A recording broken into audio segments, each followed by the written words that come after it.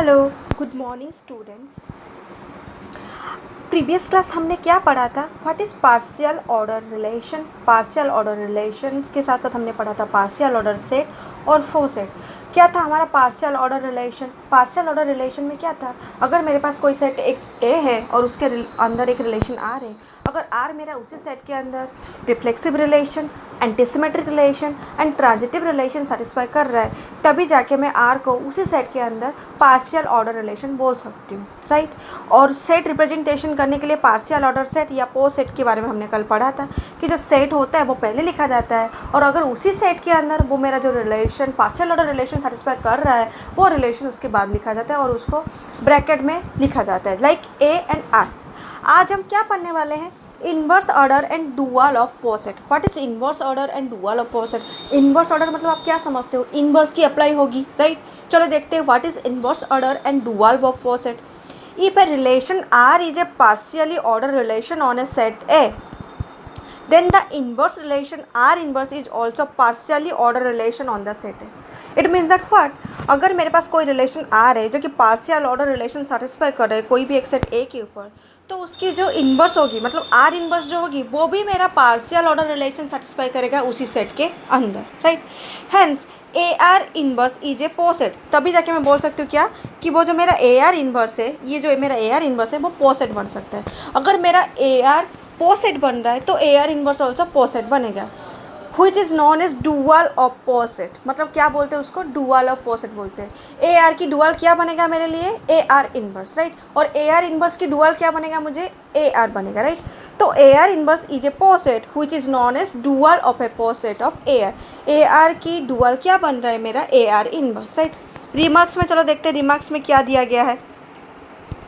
The relation less than equal to is a partial order relation on the set of a real number, जो कि previous class में हमने already पढ़ रखा था कि less than equal to and greater than equal to is also satisfy the partial order relation in case of real number, right. The relation less than equal to is a partial order relation on the set of real numbers. Hence generally less than equal to is used to denoted relation on a set A as a partial order relation and A less than equal to is a poset। और poset को इसी format में लिखा जाता है। Suppose कर लो मैंने A को क्या ले लिया? रियल नंबर सेट ले लिया, और लेस देन इक्वल टू क्या ले लिया मैंने? रिलेशन R ले लिया। तो पोसेट के लिखने का तरीका क्या था? पहले हमें सेट लिखते थे, बाद में हम रिलेशन R लिखते थे। मेरे पास यहाँ पे सेट क्या है? मेरे पास यहाँ पे सेट A है जो कि मेरा रियल नंबर सेट है, इसलिए मैंने यहाँ पे क्या लिख दिया है? यहाँ पे मैंने इसलिए A लिख दिया है। और रिलेशन क्या है? लेस देन इक्वल टू है। So for this reason A and less than equal to is a poset. Clear? अभी आगे बढ़ते एक एग्जाम्पल के साथ। चलो एग्जाम्पल में क्या दिया गया है? Draw the diagram for the following relation and determine whether the relation is reflexive, symmetric, transitive and antisymmetric। क्या है? Draw the diagram for the following relation। नीचे रिलेशन दिया गया है, उस रिलेशन के लिए हमें डायग्राम ड्रॉ करना है।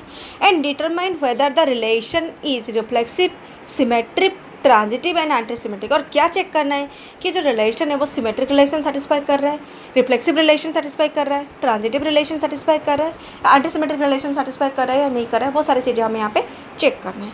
चलो सोल्यूशन करते हैं। पहले तो क्वेश्चन में ए क्या दिया गया है वो पहले देख लेते हैं। ए मेरा क्या दिया गया है? 1 2 3 4 5 6 7 8। ए के अंदर पूरा टोटल 8 एलिमेंट दिया गया है, right. And let x relation R x relation y whenever y is divisible by x। y is divisible by x means what? x divides y। x relation y मतलब क्या होता है यहाँ पे? x relation y तभी होगा जब y is divisible by x which means that x divides y। Okay, चलो सॉल्यूशन फाइंड करते हैं। a मेरा सेट क्या है? 1 2 3 4 5 6 7 8, राइट। a सेट के अंदर मेरा 1 से 8 तक एलिमेंट लिखा गया है। आर मेरा रिलेशन क्या बनेगा? एक्स रिलेशन वाई तभी बनेगा अगर मेरा एक्स वाई को डिवाइड कर रहा होगा। तो 1 1 को डिवाइड करता है, सभी एलिमेंट जो लिखा गया है 1 से 8 तक हर एक एलिमेंट इटसेल्फ को डिवाइड करते हैं। तो 1 1 आ जाएगा, 2 2 आ जाएगा, 3 3 आ जाएगा, 4 4 आ जाएगा, 6 6 आ जाएगा, 5 5 आ जाएगा, 7 7 आ जाएगा, 8 8 आ जाएगा। अब हम क्या करेंगे? दूसरे एलिमेंट के साथ डिवाइड कर रहा है या नहीं कर रहा है चेक करेंगे। 1 हर एक एलिमेंट को डिवाइड करता है, इसलिए हम 1 1 से डिवाइड करेगा, 1 1 को लेके 1 8 तक एलिमेंट को डिवाइड करेगा, इसलिए रिलेशन सेट के अंदर 1 1 1 1 1 2 1 3 1 4 1 5 1 6 1 7 1 8 पूरा लिख देंगे, राइट। उसके बाद 2 के पास जाएंगे। 2 2 को डिवाइड करता है, 2 1 को तो डिवाइड नहीं कर सकता, 2 2 को डिवाइड करता है, 2 4 को डिवाइड करता है, 2 6 को डिवाइड करता है एंड 2 8 को डिवाइड करता है। सिमिलरली 3 3 को डिवाइड करता है, 6 को डिवाइड करता है एंड 3 9 को डिवाइड करता है, बट 9 इस सेट के अंदर है ही नहीं, तो हम आगे बढ़ेंगे नहीं। सिमिलरली 4 के केस में जाएंगे, 4 ओनली 4 को डिवाइड करता है एंड 4 8 को डिवाइड करता है, राइट। अब किसके पास जाएंगे, 5 के पास। 5 5 को डिवाइड करता है एंड 5 10 को डिवाइड करता है, 15 को डिवाइड करता है, बट 8 के बाद और कोई एलिमेंट इस सेट के अंदर लिखा गया ही नहीं है, तो इसी वजह से हमने क्या लिख दिया, ओनली 5 5 को डिवाइड करेगा। सिमिलरली 6 6 को डिवाइड करेगा एंड 6 12 को डिवाइड करेगा and proceed on, right. But यहाँ पे सेट के अंदर 8 तक की एलिमेंट है, 8 से ज़्यादा एलिमेंट नहीं है, तो बाकी बात की जो 6 7 8 वाले टर्म है बस खुद के साथ ही डिवाइड कर सकते हैं, उसके अलावा और किसी के साथ डिवाइड नहीं कर सकते, राइट। तो हमें यहाँ पे रिलेशन आर मिल गया। अब हम क्या चेक करेंगे, फर्स्ट क्या चेक करेंगे, रिफ्लेक्सिव रिलेशन। रिफ्लेक्सिव रिलेशन होने की कंडीशन क्या है कि हर एक एलिमेंट खुद के साथ रिलेशन सेटिस्फाई करना चाहिए। इट मीन्स दैट हर एक एलिमेंट खुद को डिवाइड करना चाहिए, जो कि ये रिलेशन वाले सेट के अंदर हमें साफ साफ दिख रहा है। हर एक इंडिविजुअल एलिमेंट्स 1 से लेकर 8 तक खुद के साथ डिवाइड कर रहे हैं, खुद को डिवाइड कर रहे हैं, जिस वजह से ये रिफ्लेक्सिव रिलेशन सेटिस्फाई कर रहे हैं। सेकेंड क्या है, सिमेट्रिक रिलेशन के बारे में देखते हैं। सिमेट्रिक रिलेशन क्या है, अगर 1 2 को 1 2 के साथ रिलेशन सेटिस्फाई कर रहा है तो 2 भी 1 के साथ रिलेशन सेटिस्फाई करना चाहिए। इट मीन्स दैट अगर 1 2 को डिवाइड कर रहा है तो 2 भी 1 को डिवाइड करना चाहिए, राइट। तो यहाँ पे 1 2 को डिवाइड कर रहा है, क्या 2 1 को डिवाइड कर सकता है, जो कि पॉसिबल नहीं है, जो कि यहाँ पे ये सिमेट्रिक रिलेशन सेटिस्फाई नहीं कर रहा है, राइट। 1 2 को डिवाइड कर सकता है लेकिन 2 1 को डिवाइड नहीं कर सकता, जिस वजह से यहाँ पे ये रिलेशन आर यहाँ पे सिमेट्रिक रिलेशन सेटिस्फाई नहीं कर रहा है, राइट। थर्ड कंडीशन क्या है, आर ट्रांजिटिव रिलेशन सेटिस्फाई कर रहा है या नहीं कर रहा है, वो चलो चेक करते हैं।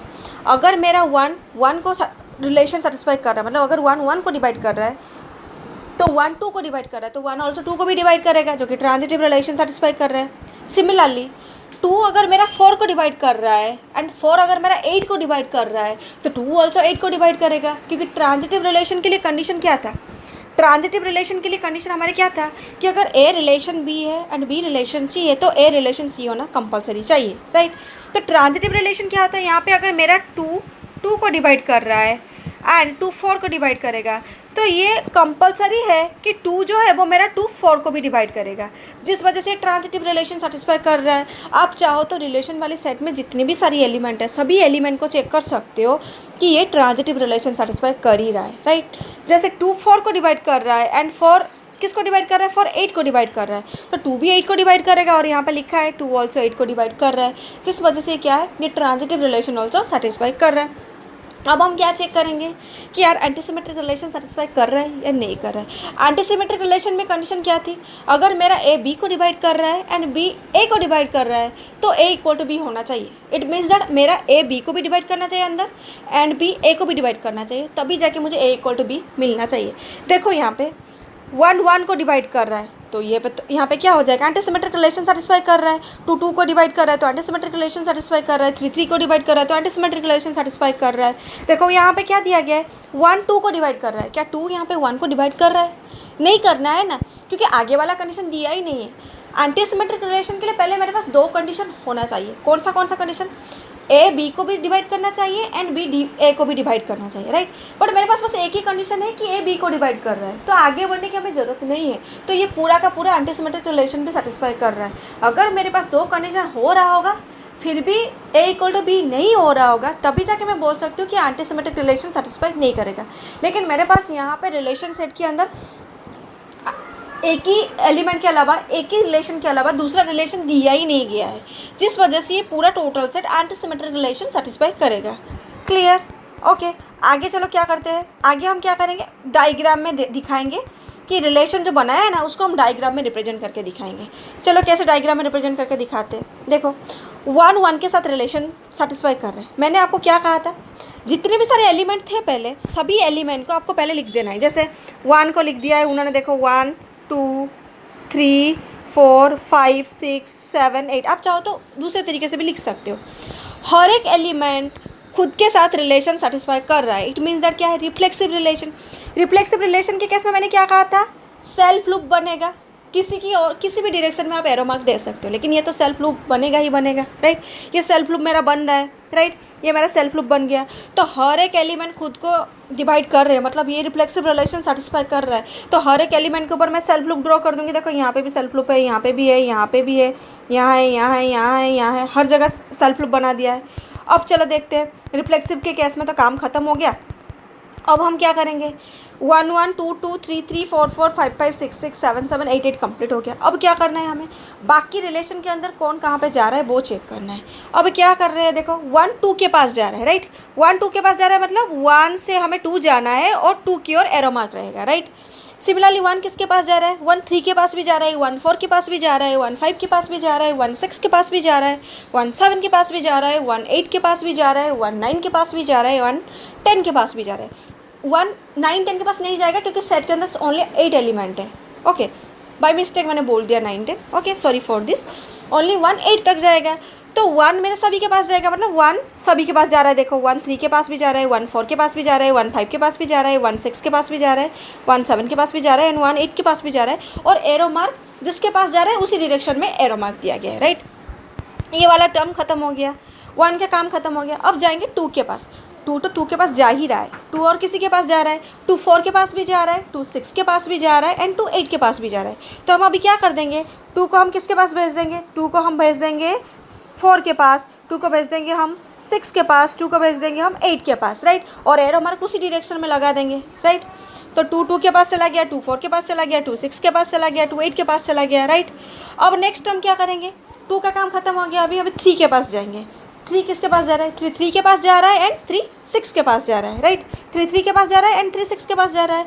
तो 3 3 के पास तो ऑलरेडी सेल्फ लूप बना दिया है और बस ओनली एक ही डायग्राम ड्रॉ करना बाकी है कि 3 6 के पास जाना बाकी है।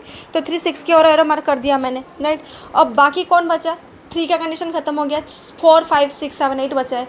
4 किसके पास जा रहा है, 4 4 के पास जा रहा है एंड 8 के पास जा रहा है। तो चलो देखते हैं, 4 के पास जा रहा है मतलब सेल्फ लूप एंड 4 8 के पास जा रहा है मतलब 4 को मैं 8 के पास ले जाऊंगी, राइट। इसका भी काम खत्म हो गया। अब बाकी कौन सा काम बचा, 5 5 5 के पास जा रहा है ओनली एंड 6 6 के पास ओनली जा रहा है, 7 7 के पास ओनली जा रहा है एंड 8 8 के पास ओनली जा रहा है। और उसके लिए मैंने पहले से ही सेल्फ लूप ड्रॉ कर रखा है, तो और कुछ ड्रॉ करने की कोई ज़रूरत नहीं है। This is your final bar diagram representation of this relation.